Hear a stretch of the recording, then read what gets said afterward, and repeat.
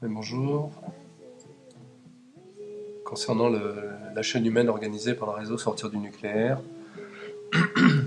pour ce prochain 11 mars 2012, euh, date anniversaire de la catastrophe nucléaire qui est arrivée à Fukushima. Donc le réseau Sortir du nucléaire, c'est-à-dire le plus grand groupe anti-nucléaire français, nous invite à une chaîne humaine. Alors dans leur appel, ils parlent du lobby nucléaire, ils parlent de la catastrophe, de l'horreur de la catastrophe, et ils nous disent bien évidemment que tous ensemble on peut faire des choses et que sortir du nucléaire c'est possible. Alors déjà sortir du nucléaire, je ne vois pas comment c'est envisageable étant donné que les déchets sont là pour des milliers d'années, qu'on ne sait pas démanteler les centrales parce qu'on ne sait pas quoi faire des déchets. Lorsqu'on parle de recyclage des déchets, en fait c'est totalement absurde, totalement faux. On ne sait pas le faire et que voilà, enfin bref. Donc je ne veux pas jouer sur les mots, mais à mon avis sortir du nucléaire ce n'est pas possible. La seule chose que l'on puisse faire, c'est d'arrêter ou de ne pas arrêter la production, les réacteurs, etc. Ensuite, ils disent que d'autres pays le font, pourquoi pas nous? Réagissons pour manifester notre solidarité, etc.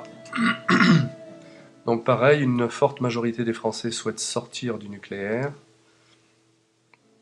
mais il faut savoir que ces Français ne sont pas suffisamment informés. Donc, le réseau Sortir du nucléaire les informe en disant que le nucléaire c'est une horreur, qu'il faut arrêter de produire des déchets, qu'une catastrophe peut arriver en France, etc. Hein. Mais à côté de ça, ils ne demandent pas d'arrêter immédiatement les réacteurs nucléaires, parce que plus loin, ils vont parler de la transition. Euh, alors c'est un peu plus en avant peut-être. Voilà. Remise en cause de notre système énergétique.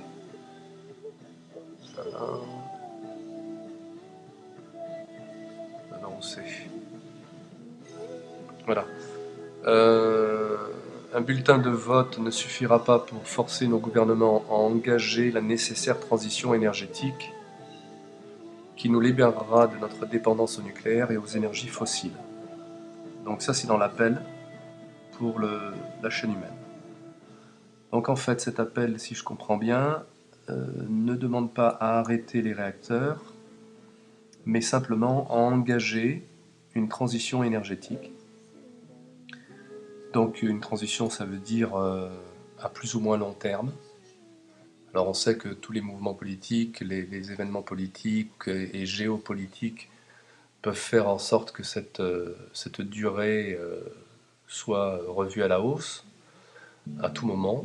Hein, on peut très facilement passer de 10 à 50 ans sans aucun problème dans les délais qu'on se serait fixés. Donc d'engager une transition, donc en fait il nous invite à nous manifester lors de cette chaîne humaine pour une transition qui nous libérera de notre dépendance nucléaire et de notre dépendance aux énergies fossiles. Donc il parle du gaz, du fioul, du charbon. Donc déjà, je constate qu'ils mettent sur le même niveau l'énergie nucléaire, c'est-à-dire les risques de l'énergie nucléaire et les risques liés au gaz, au fioul et au charbon. Moi, je ne les mets pas du tout sur le même plan. On assiste aujourd'hui à un véritable génocide au Japon.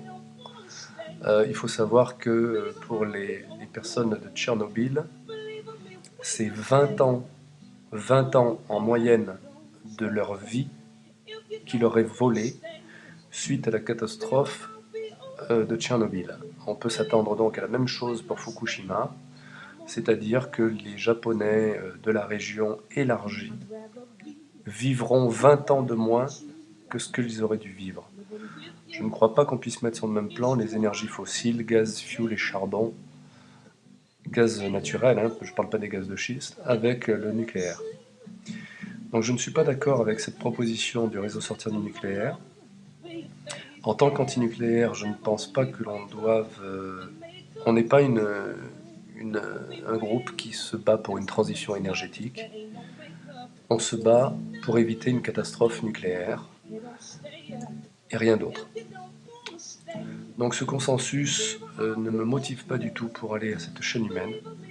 Par contre, si le message de cette chaîne humaine était tout autre, c'est-à-dire qu'il était exigeant, rationnel, pragmatique, par rapport à la réalité de la situation, des risques que l'on prend au niveau du territoire français et du territoire européen, parce qu'il faut savoir que si ça pète en France, ça va tuer des gens et pourrir des territoires aussi tout en Europe et puis même en Afrique du Nord, avant bien évidemment de faire tout le tour de la planète, comme l'a fait Tchernobyl et Fukushima.